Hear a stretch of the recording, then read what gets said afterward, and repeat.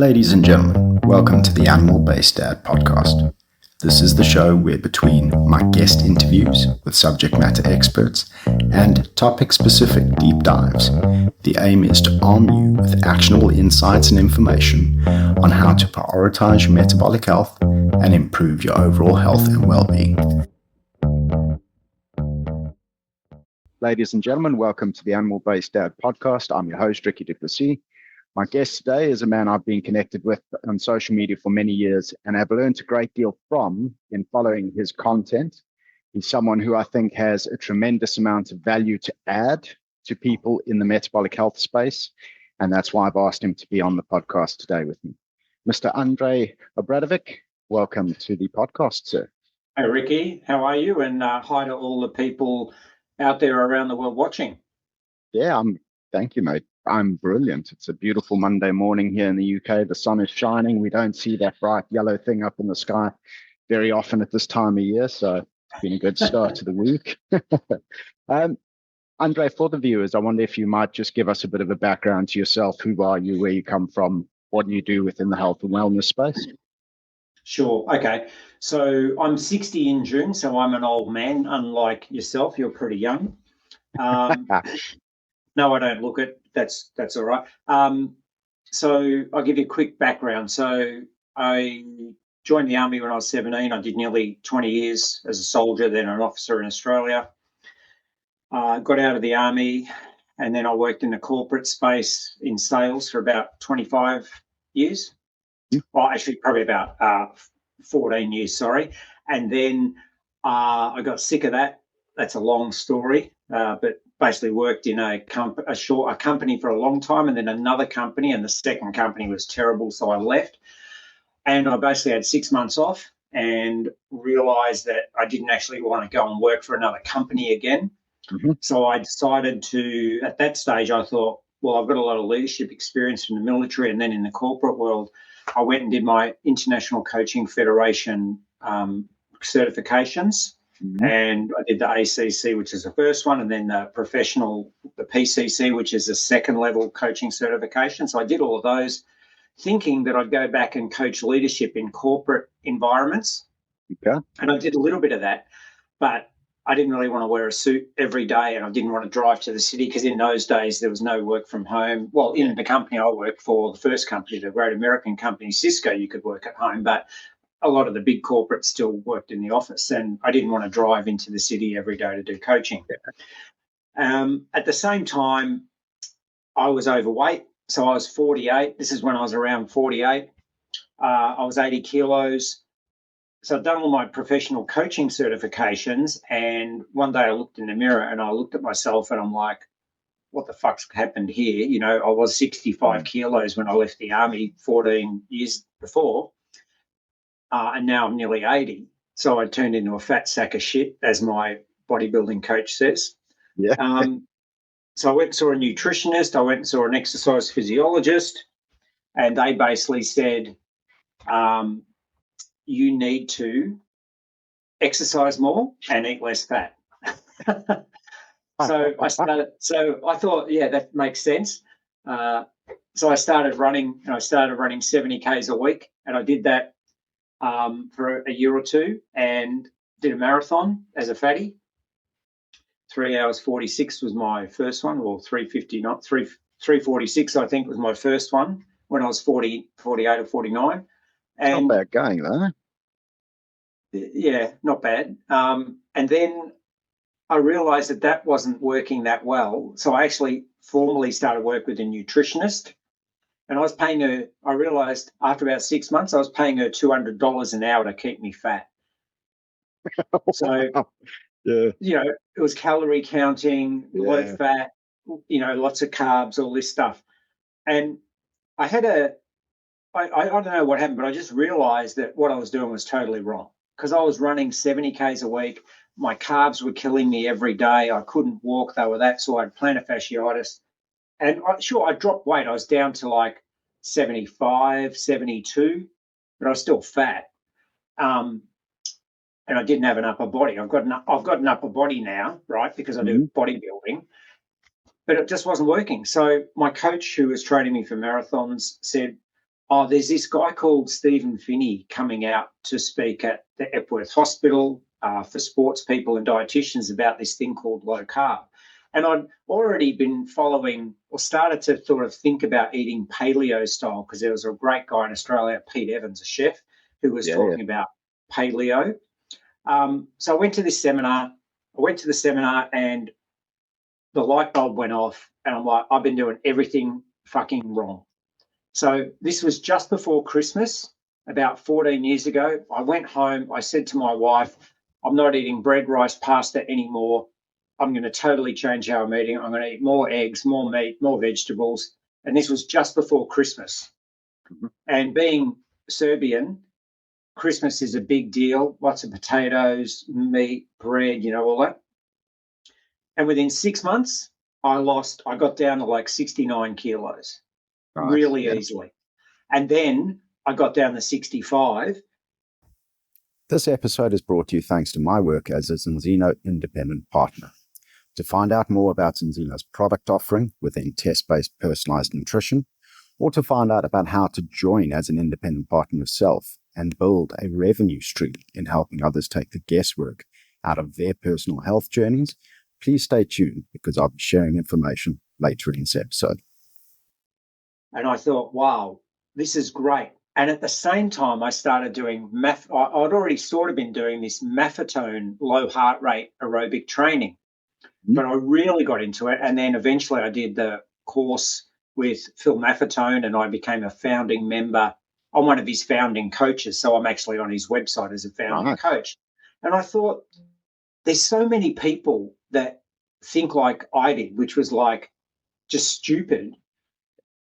Insanity, doing the same thing and expecting different results, right? Yeah. So I thought, look, I've got all these coaching qualifications. Why don't I start to help men lose weight and train better? And this is about 14 years ago.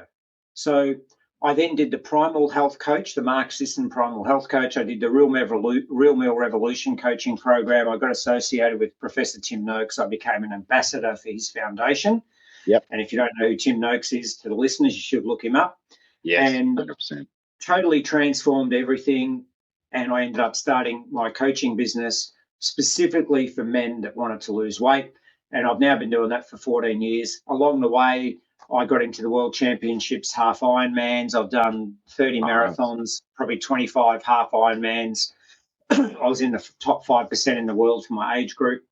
And just recently, and I've built this global business. I've coached over 750 men. I particularly work with men. I don't do groups. I don't do Facebook shit. It's all one-on-one. And about 2 years ago, a very senior person in the military who I'm good friends with asked me if I was interested in coming back in and coaching and mentoring a group of people specifically in the military. So I have, and I do that now. So I now do performance coaching for the military in Australia for a specific group of people. And I use all the things I've learned with my coaching and food and nutrition and strength training and aerobic conditioning. And that's what I do. So, yeah, there you go. That's awesome.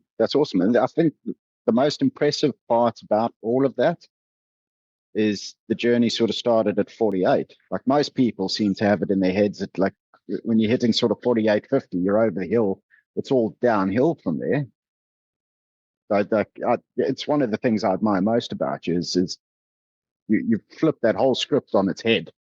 And well, thanks. Just standing testament to the fact that no, you're nowhere near the sort of end of your prime at 48. You've probably got a few more decades left to go, but you have to apply yourself correctly because as you just laid out.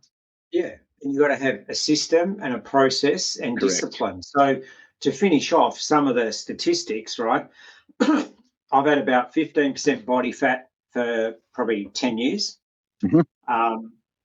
I can 2 times my body deadlift 4 reps, so 140 kilos. I can do 18 strict pull-ups over grasp. Nice. On the weekend, I did a park run, 5Ks, 22:03. Nice. And when we did our annual Army fitness testing, out of 100 people, I was the second oldest and I was the fourth. I ranked fourth in the 2.4K run 9 minutes 50 a bit slow. I should have done about 9 minutes 30. And I can do that sort of any day of the week. And the 5K park run I haven't run for a week. I've just been away with the army teaching shooting, so I don't go running, but I work in the gym. And I came home and I did the 5K 22:03. So that's proof that as you get older, age is no excuse. Yeah. I'd say it's laziness, lack of information, lack of discipline, and lack of hope, and also normalising being old and being fat. 100%. Couldn't agree more. Couldn't agree more, mate. So, Andre, one of the things I like to ask my guests is, well, I've got two questions for you. The first question is, what specifically does metabolic health mean to you? And then secondly, what do you do on a day-to-day basis to look after your own? Yeah, sure. Well, I guess there's two versions of metabolic health that I could describe. Firstly, there's the empirical data and the objective data and analysis, which hinges around HbA1c blood work, levels of insulin, levels of vitamin D, body fat percentage, BMI a little bit, but not as importantly, waist measurement, resting heart rate, blood pressure, levels of triglycerides. Notice I'm not saying cholesterol, I'm saying triglycerides, because my total cholesterol is 5.6. My HDL is 1.35, so it's not as high as I want it, but my triglycerides are like 0.8. Nice. Right. And then also, particularly for men, their testosterone levels, as well as estradiol and all of those sort of male health hormones. To me, they're the numbers and they're the things that relate objectively to the data about hormonal health or metabolic health. Yeah. And then the subjective stuff is when you look in the mirror, or are you happy to take your shirt off and walk on the beach and not be embarrassed? When you take your shirt off and look in the mirror in your jocks, is your stomach hanging over your belly? When you turn to the side, does your guts hang out? Have you got man boobs? Now, these aren't man boobs. This is a chest, right? Yeah. They're the appearance things, which are sort of more subjective. Do you look younger than most of your mates? Have you got all that dry, red, yucky skin on your face from drinking too much alcohol? Right? How do you feel? How do you sleep? Importantly, do you wake up with a boner every morning, and do you have erectile dysfunction, or can you make love to your wife or boyfriend or whatever, 3 minutes or an hour? These are all subjective things that I think help us understand our metabolic health. Fantastic definition. Thank you, Andre. Very practical, which is awesome. Mentioned all of the important biomarkers there, and then also the sort of subjective self-perception markers, shall we say. The one thing I would add to that, just for the audience, the way that is omega-3 and omega-6 balance as well, because I've just started to focus on that myself as well, as I see you do as well, right? So that's another 100%. Marker that people should think about as well. Awesome. Brilliant stuff. Yeah, we do. We've got all the sort of like blood markers that people can go and get tested for, and those are very important. Somewhat impractical to get to for everyone because it can be quite expensive to do. I know that here in the UK, if I go through the National Health Service, which is not free, it's free at the point of delivery, but I pay for it through my taxes.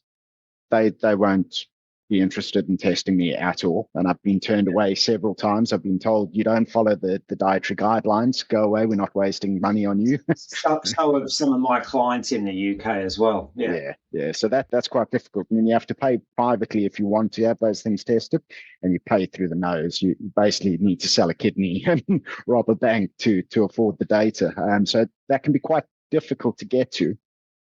But I think it's important that you've touched there on the subjective things that people can do from the comfort of their own home without it costing a lot of money. How do you look in a mirror? What is your waist to height ratio? Is your stomach sticking out further than your chest? In a male, it shouldn't. Yeah. There's various things that you could look at subjectively within the comfort of your own home that don't cost you money, that can give you a good indication of where things are.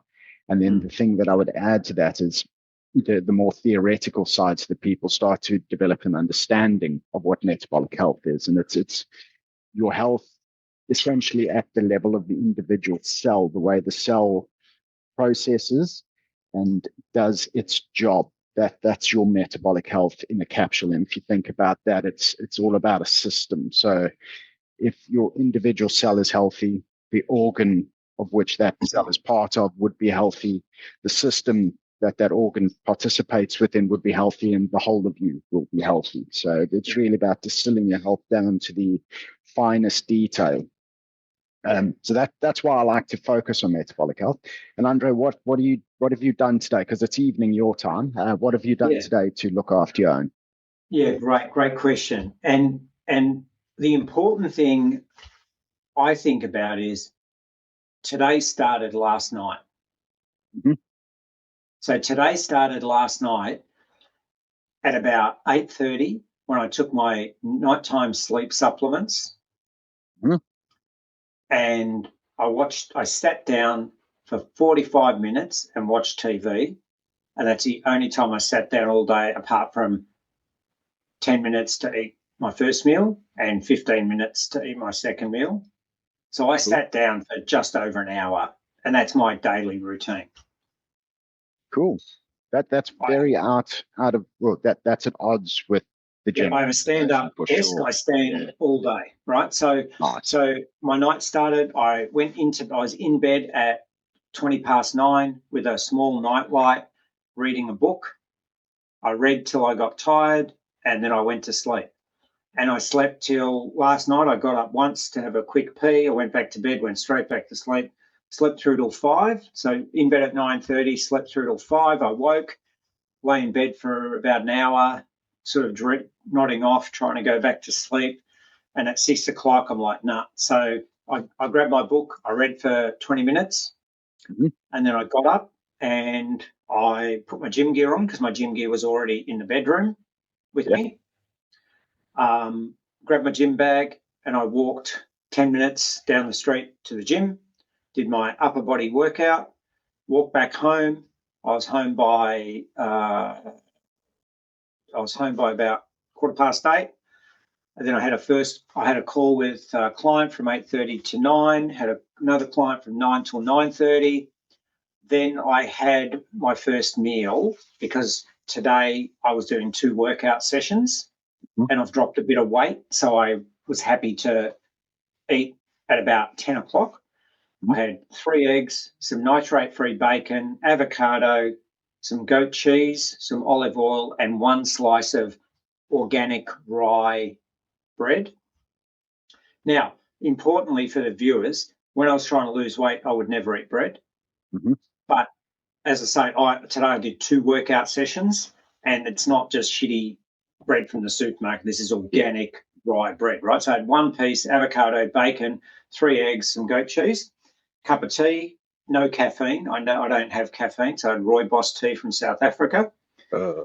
Then I worked till about 1:30, coaching sessions. Then I had to go down the street, and I didn't plan enough for my lunch.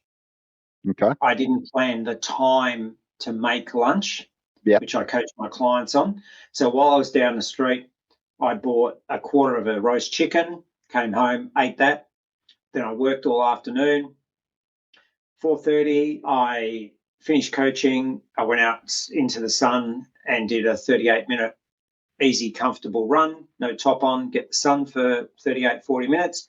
Came home, had a shower, did another coaching call with a client in Germany. Then I had dinner, and tonight's dinner was 3 small lamb chops with green beans, peas, and a small serve of pumpkin and potato mashed. Mm-hmm. Had that. During the afternoon, I had a little bit of high protein cottage cheese with some fruit. Yeah. So I had dinner at 7 p.m. Normally I'd eat at 6, but I had a coaching call with a German client that goes till 6:45, 6:45, 7. Had dinner.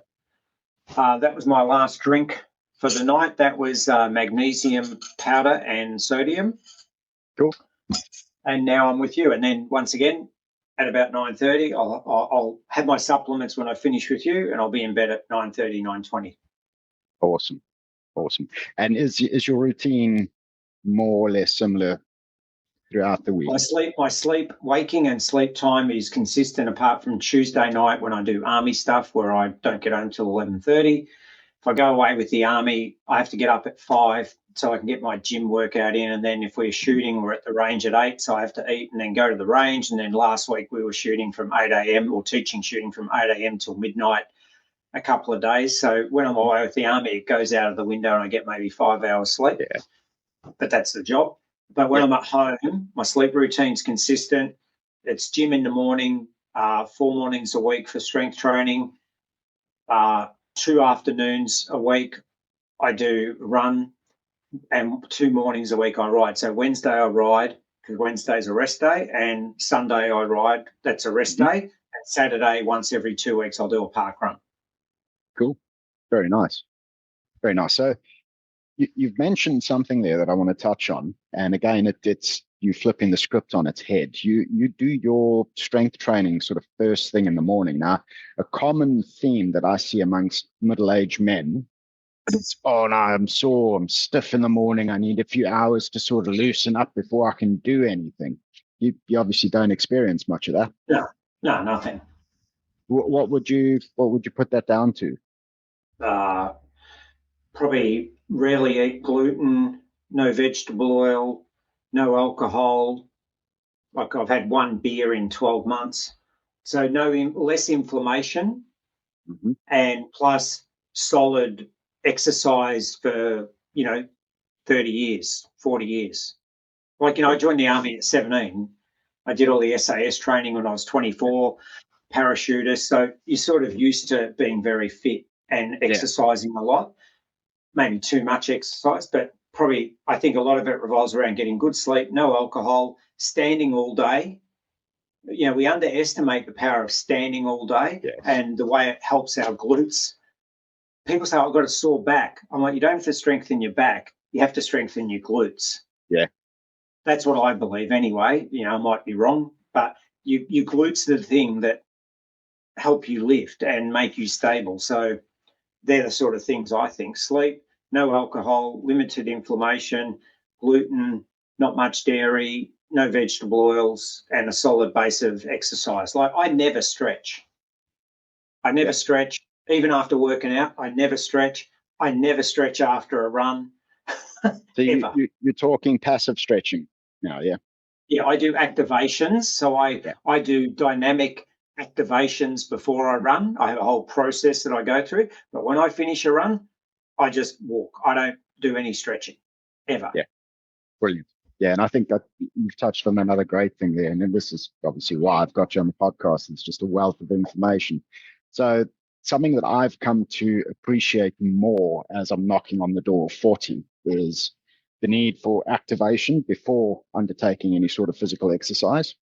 And by activation, we mean mobility drills. So putting your joints through full range of motion in dynamic movements to get them firing, to get them warmed up and ready to go and do the thing that you're going to do. But then there's no need to sit there and try and stretch your muscles out afterwards in the passive way that most people have been taught to do. And that's what I used to do. I used to go and do a little warm up. And by warm up, I would jump on the treadmill for a few minutes or jump on the Concept 2 rower for a few minutes, get my heart rate going, and then go do a big workout. And then go and spend 20 minutes after the workout, passive stretching it out, thinking that I was looking after my mobility. And it was doing nothing for my mobility. It made me feel good in the moment. I mean, stretching your muscles out after a good workout feels nice in the moment, but it doesn't improve your mobility. It doesn't improve your strength at the end range of motion. and it doesn't help you prepare for the next day's activity. So what led you on to doing activation mobility work instead of stretching? Is that something you've always known about, or did you learn that at a certain point along your journey?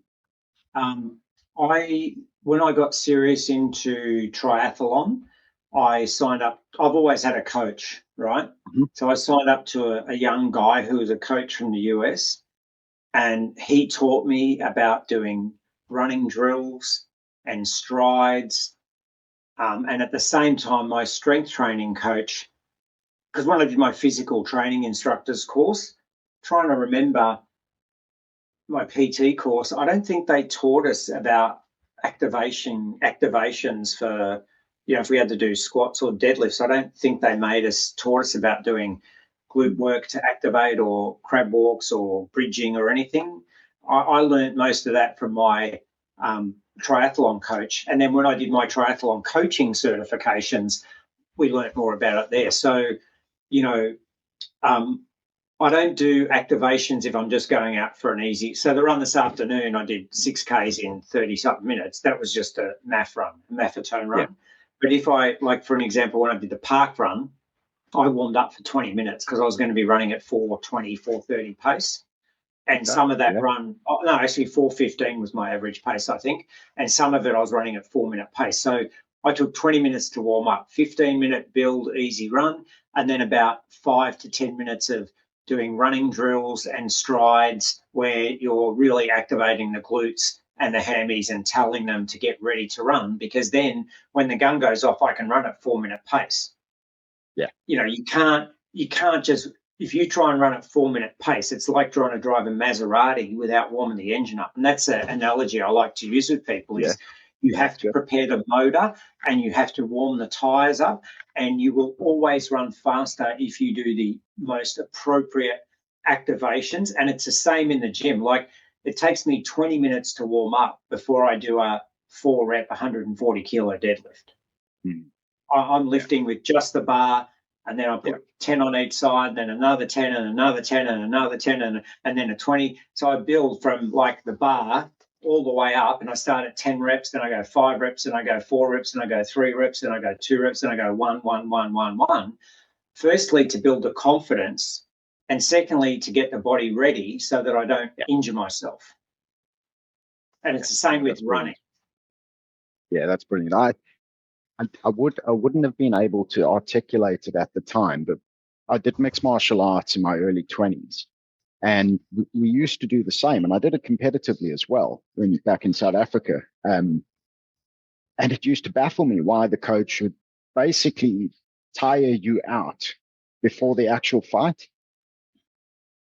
And it was all about that activation, that getting your nervous system firing, getting your body prepared for what's to come, and getting the joints moving the way you want them to move. I do similar now with surfing. I don't get to surf very often, but I get to go down to the wave pool in Bristol. You surf in England? Oh my God. The wave in Bristol is a man-made wave pool. And it's mind-blowing how good that is. It's the same technology as they've got in Melbourne at Urban Surf. Yeah, same tech, and it's mind-blowing. Like for me, being a landlocked surfer in England, which was one of the most frustrating things in the world, wave pools becoming a thing has been an absolute breath of fresh air, because it's given me that hope that I can have surfing as part of my day-to-day life again, which for me is important. Family are settled in the area that we're in. Wife and kids don't want to relocate, understandably. None of them surf, so none of them get the appeal. So I was in a bad place thinking like, I'm never going to get to surf again. But yeah, the wave pools coming around has been an absolute revelation. I love them. Yeah, good. But they're hard work, especially if you haven't surfed in a long time. That paddling fitness, that's something else on the back. It's very hard to simulate if you're not actually doing it. Yeah. So those activations before a session make the world of difference to A, how you feel during the session itself, and then B, how you recover afterwards, because you can tell the difference whether you've done it before or not. Yeah. Yeah. No, it's good stuff. You've been coaching for a long time now. What are, in your opinion, some of the most common problems that men come to you with? Yeah, great question. One of the biggest, well, generally, my job is to help men lose weight. So weight loss is the underlying issue. And if you're more than 10 kilos overweight, in my opinion, you've got a metabolic health problem, right? So that's the big picture thing. But under that, the hardest, if I reframe it as what are the biggest challenges men have or the hardest things to solve, is that what you're after? Yeah, that's cool. Number one is alcohol and the society pressure for them to have to drink when they socialize. Mm-hmm. So I take them on a journey over time, not straight away, because you can't go from zero to hero in 1 week. Oh, yeah. But I take them on a process of, because, a client will say, I've got a challenge. One of my clients last week, he said, I've got a challenging week this week. I've got 4 functions and I'm really busy. And I said, oh, okay. Tell me about the functions. He said, well, they're at 7:00 at night and da-da-da. I'm like, okay, what's challenging about them? Oh, it just will be. I'm like, well, can you control the food? He goes, yeah, that won't be a problem. I'm like, okay, what will be? Well, I like wine. I'm like, okay, so, but you're not drinking at home for dinner with your wife. You find it hard not to drink when you're at a function with people. And what it boils down to is they're either using it as an excuse or they don't want to say to their friends, I'm not drinking because I've got alcoholic fatty liver or I'm 20 kilos overweight and I'm a fat sack of shit. I'm just joking, of course, when I say that, because they're all beautiful men that I work with. They're great guys, but they don't want to have that discussion. Yeah.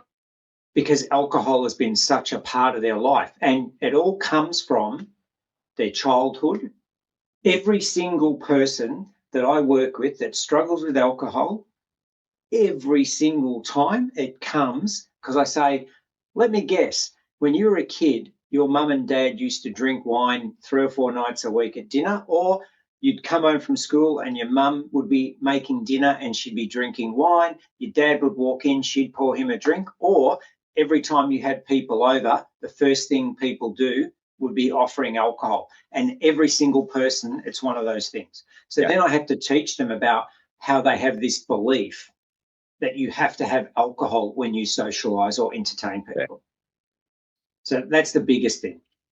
Hey everyone, I hope that you are enjoying the discussion so far. I apologize for interrupting the episode, but I just want to take a moment to talk to you about the work that I do with Zinzino. Zinzino are a brilliant Scandinavian biotech and life sciences firm. Their concept of test-based personalized nutrition is absolutely revolutionary, and they are the pioneers of test-based personalized nutrition. I use their products and solutions myself and my family. In fact, we use multiple of their products. And Zinzino has been instrumental in helping me identify that I was omega-3 deficient, horrendously so, and to get my omega-3 deficiency resolved. You see, their at-home tests give you the data and insights needed to inform your dietary strategy to see whether you have any key essential nutrient deficiencies or imbalances that need addressing. And where you do, they have targeted supplementation stacks that are personalized to you according to your age, sex, and body weight, which means they are most effective to get you back to optimal. This isn't about just avoiding deficiency. This is about getting you back to optimal, and that's a complete and utter game changer. So if you would like to know more, I have linked a short survey in the episode description. Complete the survey. It asks you some simple questions about your health goals and desires. It takes less than a minute to complete, and what I'll give you off the back of that is a personalized product recommendation out of Zinzino solution catalog, telling you which I think best suit your desires and needs and why. I'll then also personally reach out to you to see if there's any questions or queries that I can answer. Let me take the guesswork out of your health journey. The second thing would be similar to that, in that not wanting to ask people to have different food, like, oh, we're going out for dinner, or we're going to our friends for dinner, and they're going to make pizzas. Okay, well, take your own food, or tell them you're not going to eat pizza and offer to bring a steak and cook your own steak. Oh, but that's embarrassing. What? Like, are they your friends, or are they fucking idiots that you're just going to see? Like, if they're your friends and you say to them, you're trying to get healthier, like I say to my guys, don't tell people you're trying to lose weight. Yeah. Because what you're actually trying to do is get healthier. Yeah. Losing weight, sleeping more, stop drinking, and getting off the TV and stop thumbing your nuts on your phone and walking more, they're the things you do to get healthier. It's just one of those elements, right? So I say to them, just tell people you're trying to get healthier and you are not eating pizza. And if you want to eat it, there's no judgment, but I'd rather not eat it. So if you're okay, I'd like to bring my own food or bring something I can cook. And I say to them, if they're your friends, they're going to say, oh, yeah, sure, no problem. They're not going to say, oh, up yours. Yeah, for sure. Yeah. So they're probably the two biggest things. And the last one is probably, there's two more. One is sleep. And on sleep, a lot of people watch 2 or 3 episodes of Netflix at night and they go to bed and they even take their phone to the bedroom. Like, guys and girls, here's my biggest thing that you take away, if nothing else. The bedrooms are 2 things. They both start with S, and it's not snoring and it's not social media. Yeah. If you're an adult and you're taking a phone into the bedroom and you're in bed with your phone on, you're stupid. And if you don't like it, I don't care. Right? But that's the truth. And if your kids are seeing you do that, then they're going to do exactly the same thing. Yeah. So sleep. And then the last one is people get up at 5:30 in the morning when they've gone to bed at midnight. They go to the gym and they do classes with everyone else. They kill themselves. And then they're like, oh, I've burnt so many calories. I can go and eat whatever. And in 12 months' time, there's no fucking difference. They're still fat. Yeah. And they're exhausted and they're wondering what the hell's going on. Yeah. I almost got sacked from the gym I worked at because I would tell people not to do that. And the gym didn't like it. Yeah. Because these people were like, what the hell? And I said to them, listen, I'm like 58, 54. Look at me. I know what I'm talking about. Yeah. Like, just sleep more and take the fucking dog for a walk and stop eating shit. So they're the sort of big things. Oh, that's awesome, but that's awesome.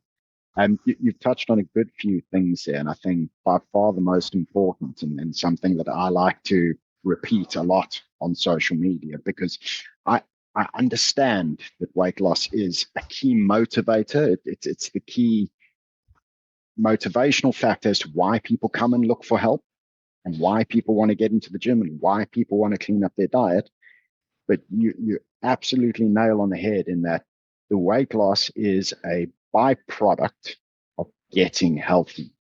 Yeah. And people need to understand that it's getting healthy that is the main thing that they should focus on. And that's a lifestyle thing. It's not just your food. It's your sleep, your work, your patterns during the day. There's a whole host of things that influence your health. And then if you're getting that right, the weight loss happens by accident just about. It does. You don't even have to focus on it. It'll just your body will regulate to the right composition for you and your genetics and your lifestyle factors. Yeah, exactly. Yeah. And you're absolutely right. It doesn't take killing yourself in gym classes. I mean, I've got the good fortune of working remotely. So I set up in the health club's cafe every day. I drop my daughter at school. I come to the health club. I set up in their cafe.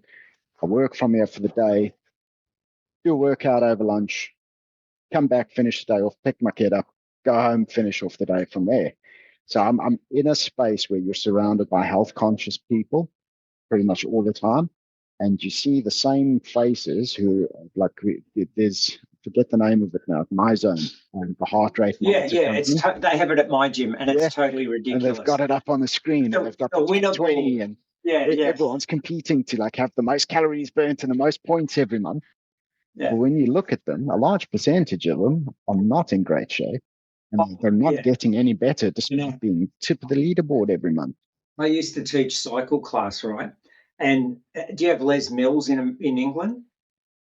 Yeah. They got it there as well, yeah. So I got trained in a different method where it was all for cyclists, and it was all about proper strength cycling, low cadence, hills, all structured stuff, and it didn't matter about the music, right? And I was a Les Mills instructor as well, right? But I never wanted to teach it. And in my first classes that I started, all these people would come in expecting to kill themselves. So after about 2 weeks, the class dropped by half, and people were like, that guy's weird. But the people that stayed were so loyal. They loved it because we were doing aerobic training, and it was all structured, and it was based on power on the bike. So I calculated their FTP, and I gave them, everyone had a card, A, B, C, or D, and it had zone 7 to 1, and it had their power zones based on the test we did with them. And then the class filled up from other people because they were talking. So my class was always full. And it was like there were two cults, the Les Mills cult. And if someone came in who hadn't done a class, I'd say to them, this is going to be the worst thing you've ever done, or you're going to love it. And they'd be like, what do you mean? I'm like, just watch. And then during the class, I'd go and walk around because I would never do the class, which freaked some people out. I said, I'm not here to get fit. I'm already ripped. I don't need to. I'm here for you. So I would walk around and talk to them and check their technique. And the new people, they were like, what the hell is? I'm like, yeah, I don't need to do the class. I'm fit enough. Yeah. So it was a total game changer. So, yeah, and the My Zone thing, that's just it's like a cult. So here's the thing. If you are listening to this and that's you, that was me 14 years ago, doing everything wrong, the same thing, and expecting different results. So if you've been doing this, look in the mirror, look at the scales, look at how you feel, and if nothing's changed, you've realised that you're doing something wrong.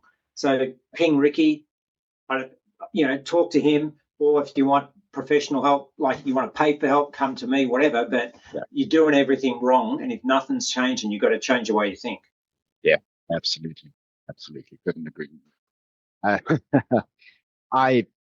Similar to you, I discovered this myself as well because I've always been an active guy.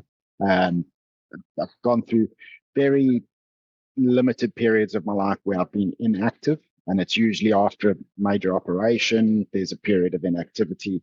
But in my early 30s, I discovered that, you know what, I can't out-exercise my bad diet anymore.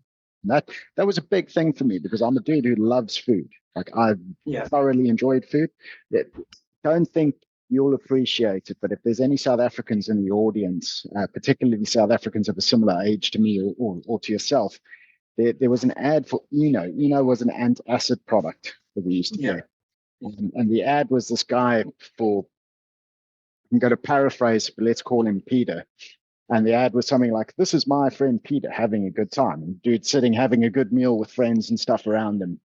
And it goes through different settings like that, 4 or 5 different social meals with Peter having a good time. And then all of Peter's not having a good time because he's got indigestion. I remember watching that ad and thinking, oh, that's me. I'm happiest when I'm around good friends, sharing a good meal like that. That's me and my element. So the thought of having to starve myself and restrict myself on calories to try and now lose weight was so scary that it sort of shoved me down the rabbit hole of trying to figure out, like, there must be a different way. Like, there must be a way that I can eat that'll give me the results that I want without me having to count calories and basically starve myself to get there. And thankfully, there is. And I stumbled across the ketogenic diet in early 2018, had very good results with that. Went on to become full-blown carnivore in June 2022. Tremendous results with that. And then now, with the writing of my book, what I've settled on is what I will call hyper-carnivore. So it's not strict carnivore. I eat somewhere between 70 to 100% meat, depending on how I'm feeling on the day. I include some plant stuff that I know I tolerate well personally, but that's been a system of trial and error to figure out what I tolerate versus what I don't. And yeah, I'm pretty happy with where I am dietary wise. There's lots that I could fix lifestyle wise. I'm quite sedentary in my day job because I sit behind a laptop all day. I could get a standing desk, but I'm in the gym. There's no standing desks here. So what I need to try and do is make the conscious effort to every hour get up, move around, get up, move around. And some days that's easier to do than others. So there's definitely that element of my lifestyle that I could fix. But sleep-wise, I'm quite similar to yourself. I'm in bed usually between 9 and 10 every night, depending on what's going on. I'm up at 5 every morning, Monday through Sunday. Yeah. I get at least 6 to 7 hours of good sleep. It's weird because if I try to sleep beyond 7 hours, I wake up feeling physically hungover. I feel like I've hit the source the night before, and I just don't feel good. I feel inflamed. I feel it through the back of my neck. I just don't feel well. There's something about going beyond 7 hours my body doesn't like. But 6 to 7 hours, I wake up and I can hold a full conversation as I get out of bed. I don't need time to try and figure out who I am or what I am anymore. And that's a stark change from how it used to be, because I used to pride myself on being sleepless elite back in my stupid days, where I would routinely get less than 5 hours sleep a night, thinking that, oh, I'm still functioning, I'm okay, I'm getting more done during the day, I'm more productive, oh, look at me, hee-haw. And I was the same. It just didn't do me good long term. I would sort of need half an hour first thing in the morning to try to figure out what the hell I was and what I was meant to be doing. It's just not a good place to be. But through the learning journey, as I've corrected different aspects of my lifestyle, I've seen the positive impacts of it. And it's been tremendous. And you've played a good part in that. And I want to just thank you for being willing to participate in sort of giving some critical feedback on my book. That was very much appreciated. Thank you for that. That's all right. Andre, what do you think the average man, so let's frame it as what I like to call the dad bod trap. I personally fall into what you would call dad bod trap. So I work a sedentary day job. I am surrounded by young children and a wife. So time is restricted when I get home. I don't have loads of free time. I don't get loads of physical activity. I get maybe an hour in the gym 3 or 4 days a week.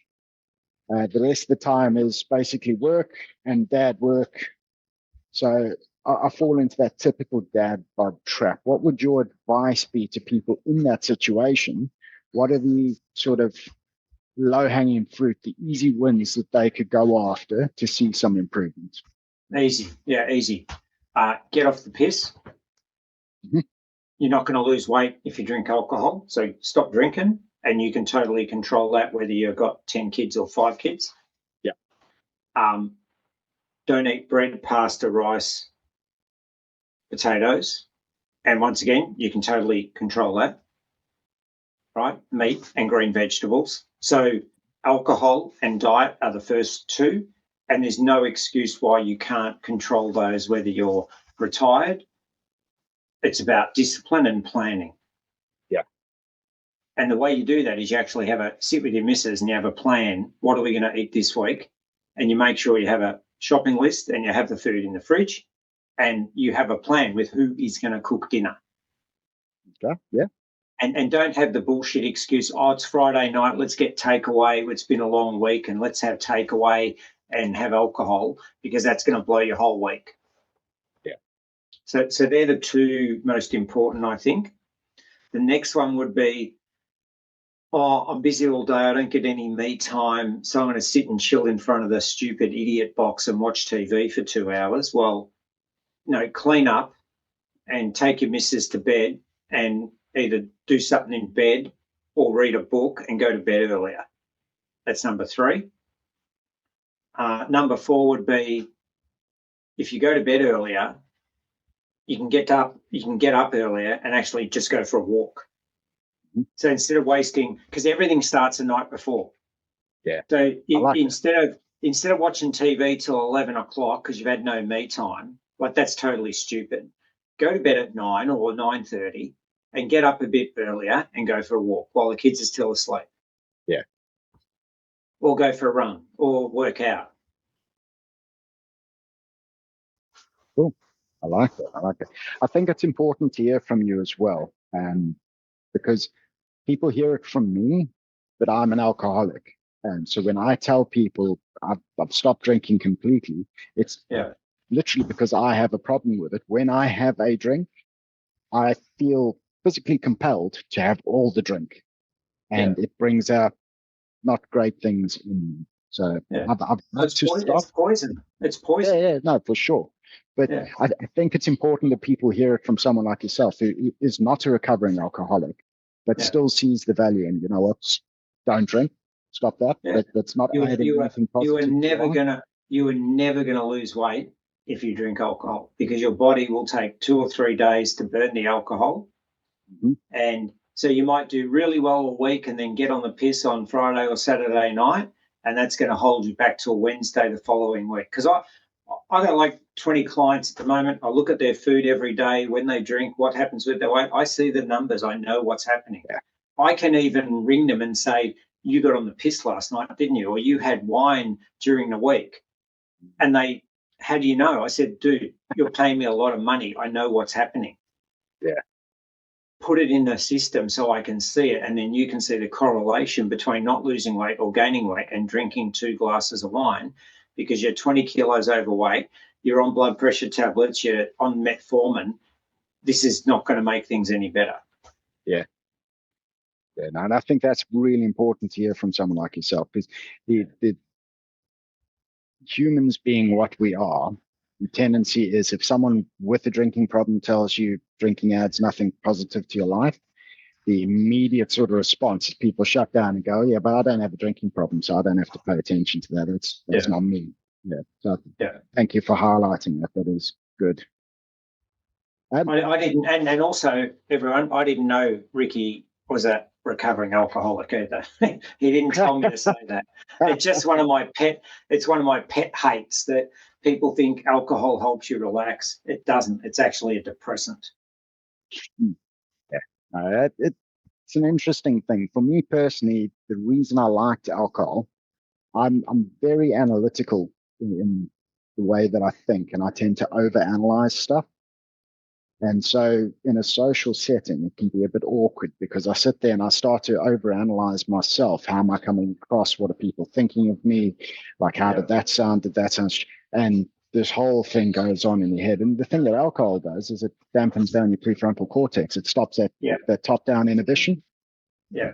And you stop overthinking things, and conversation starts to flow a bit more smoothly. And I quite enjoyed that. It felt more comfortable. It felt like I could come out of my shell and relax a little bit. So it's been a bit of a learning curve for me, because unfortunately I also have, I want to put it down to a gene mutation, just looking at familial history and the tendency for alcoholism. There's something within our gene line that when I drink, I feel good. Everyone gets that endorphin boost. They get that mood elevation. That continues on an upward trend for me. What I don't get is the buildup of acetaldehyde, which usually counteracts that, and people start to feel unwell. So the more I drink, the better I feel, to the point where I'm blackout drunk, and then that's basically game over. Where my wife, for instance, she will have a glass or two of wine, and she'll get that same mood elevation and everything like that, but acetaldehyde will start to build up in her liver, and that's the first compound that your body breaks alcohol down into in processing of the alcohol to get rid of it. And acetaldehyde is extremely toxic. That's what's responsible for how terrible you feel in a hangover. It's also the thing that's responsible for alcohol poisoning. So she will build that compound up and start to feel physically unwell and not want to drink anymore. Yeah. And I thought that was weird. Like, I thought like she must be some 3-headed alien, like complete weirdo. And then I went on to discover that actually it's me with the weird gene mutation, and I don't have a normal response to alcohol. I have an abnormal response, and therefore it's not a good thing for me to do. Yeah. But I'm hoping that some people in the audience will see this, and this will resonate a bit with them, and they'll be able to sit back and go, you know what, like, whether it's problematic to me or not. It's not adding anything positive, and it's probably not something I should be doing, at least not on a regular basis, if at all. Yeah. Yeah. So you include some carbohydrates, which I think is interesting because toward the beginning of the conversation, you said something quite profound, and I want to break that down for people because I think the nuance is important. Most people will climb into a tribe. I'm a carnivore tribe, or I'm a keto tribe, or I'm a this or that, where human physiology is a lot more complex. And depending on your goals, there's different tweaks and changes that can be made to help you reach a goal. You mentioned that you're trying to put on some size, not necessarily fat, but trying to put on some size. And so you've included some organic rye bread. I think what I said was I'm not trying to lose weight. Yeah. And I'm training a lot.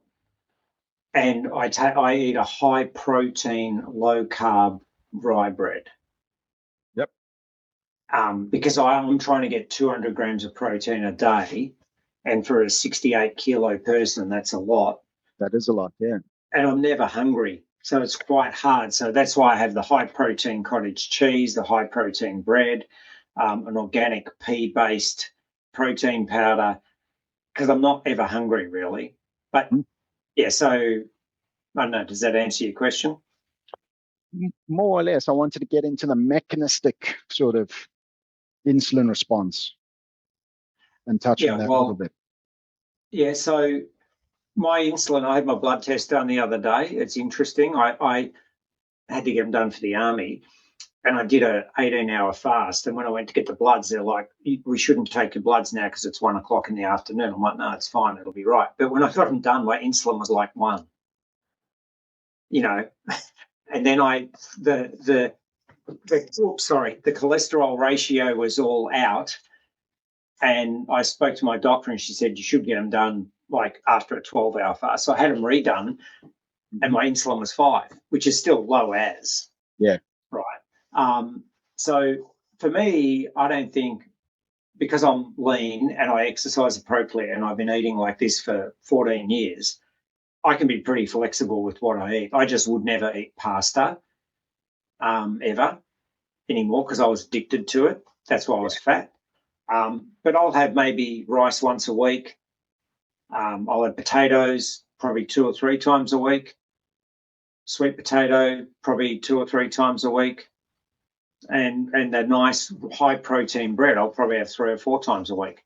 Generally on the days where I'm doing 2 sessions a day. Yeah. Because I need to get food on board. Yeah.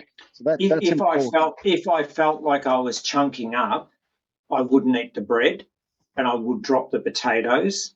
But yeah, I just do it all intuitively. I do track my coach asked me to track my food probably once every 2 months for a week, just so he can see what I'm having, and it's a good discipline thing. Yeah. And when I go away with the army, you have to eat what's there. So there's a lot, even though I've got a medical thing that says I have to get a double protein serve, the food's not like when you cook at home. So you have to sort of suck it up and just live with it. So I usually put a kilo on when I'm away with the army, and then I drop it within 2 days of being home. Given you've made it this far into the episode, I can only assume that human metabolic health is a subject you find fascinating and engaging, and it resonates with you, and that's absolutely awesome because we're very much alike in that regard. And because of that, I want to take a moment to talk to you about potentially becoming a Zinzino independent partner in the same way that I have. You see, Zinzino have tremendous opportunities available for independent partners, meaning people who decide that they don't just want to be a customer, but instead want to use the concept of test-based personalized nutrition to benefit their own health, to take the guesswork out of their own health journeys in the same way that I have, but then to build that user story, to build that testimony of the differences that's made in our health journeys, and use that to market Zinzino's product, to market the concept of test-based personalized nutrition in the exact way that I'm busy doing right now, and bring on board other customers and other partners to grow the distribution network. And in doing so, you get handsomely rewarded through their compensation scheme, which is one of the best that I've seen in the industry. So if you'd like to explore setting up a side revenue, whether it be something that you only do a couple hours a week or something that you put a little bit more effort into and build into a full-fledged career, or anything in between, get in touch and let's have a talk about the opportunity and how this might be the right fit for you, not only to take the guesswork out of your personal health journey, but to also build you additional income streams that help to improve your financial situation and the possibilities for you and your family. I did a short stint in the military back in the sort of mid 2000s. I got accepted into recruit training with the Royal Marines here in the UK, and I remember going into Lympston, and the scram, as we called it, was it wasn't the most healthy stuff in the world. Everything tended to be deep fried and very very carb heavy. And so I can empathize that that's a difficult sort of situation. But again, you're there, and it's not like you have a buffet and a whole lot of choice. You just eat what you're given. Yeah. Right. Yeah. Unfortunately, or fortunately, depending on how you look at it, I didn't go on to pass out and become a Royal Marine. I was medically discharged a few weeks into recruit training. There was it's a weird little paperwork issue that we had. I have had no ACL in my left leg since 2004. I ruptured it in 2003 playing rugby, had it replaced. But at the time, I was 19 years old, and I'd never had to rehab an injury before. I'd never, at that stage in my life, had to put any real dedicated physical work into anything before. Everything was all about play. And I was built like a Greek god. I was in fantastic condition, but it was accidental almost because I just did a lot of sport. I surfed, I played rugby, so on and so forth. So I didn't rehab the knee properly. I didn't look after it. I still thought of myself as superhuman. Like, I don't need to do that. I'll just go and play again, and playing my sport would be enough to get the leg sorted again. So re-ruptured it a year later, had the failed graft taken out, and then sort of did without. But when I got accepted into recruit training with the Royal Marines, what they should have done, the nurse doing my medical, when I declared that I had no ACL in the left knee, I should have been rejected outright, because their policy is they won't take you on if you've had major joint surgery, never mind missing a major ligament in your knee. And she overlooked it for whatever reason. There was no explanation given. She overlooked it. So went in, started recruit training, got a good few weeks into it, and then picked up a niggle. And the one thing that the corporals in charge of the sort of recruit troop would encourage is, if you have a niggle, go see the physio. Go see the base physio. Just don't hide injuries. There's nothing sort of masculine about hiding injuries. Go get it looked at, get it sorted out before it becomes a big injury and you end up in Hunter Company, which was the sort of recovery and all of that. So I'll go to the physio, and the guy's working on the leg, and he looks at the scar down the front of my knee, and he's like, "You've had ACL reconstruction." I was like, yeah. I had it in 2003, but then ruptured it again. There's no ACL in there. And he's like, eyes went wide. He didn't say anything. He did the Latchman test on me a couple of times. Didn't say anything. Finished up the session. I thought nothing of it. I thought, okay, everything's sort of normal. I went off. Next morning, I was called in, sit down, all the paperwork laid out in front of me. And they go, we thought that you'd like committed fraud to get yourself in here. We don't know how this has happened. We can see you've declared on your medical form that you've got no ACL. You should never have been accepted. There's your discharge papers. You're on this train. You're on that flight. Off you go. Cheers. Whirlwind, less than 24 hours. I was back in South Africa going, oh, what was happening? Oh, it was mad. It was mad. But yeah, so I can appreciate the big challenges of the military. And that's actually a good point. At the time, it seemed to me that people in the military were quite unhealthy in terms of lifestyle. So most of the dudes smoked. They all drank like fish when they got off base. And then the food wasn't the greatest. Do you see, and I don't know if there is anything like this, but do you see with people who are in the military long term, do you see their health start to decline because of those lifestyle factors? Well, look, I'm not going to speak about the Australian Army from a professional or official context because I'm not allowed to, and it wouldn't be appropriate.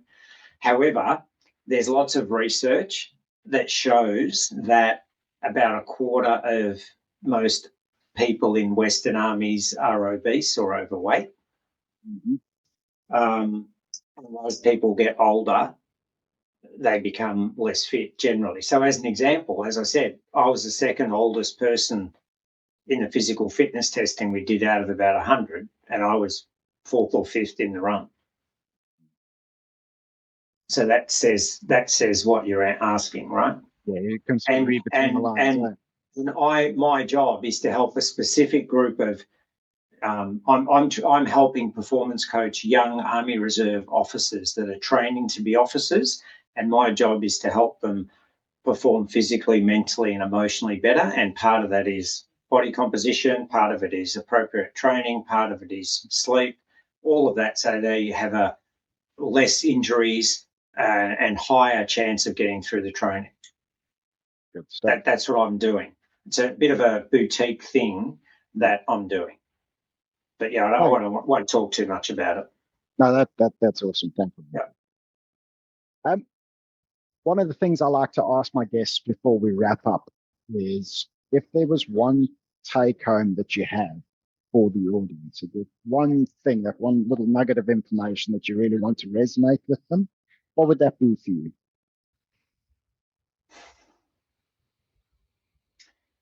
If you're over 40 and coming into your 50s or 60s, my key message would be, just because most of your mates are overweight and sick, it doesn't mean you have to be.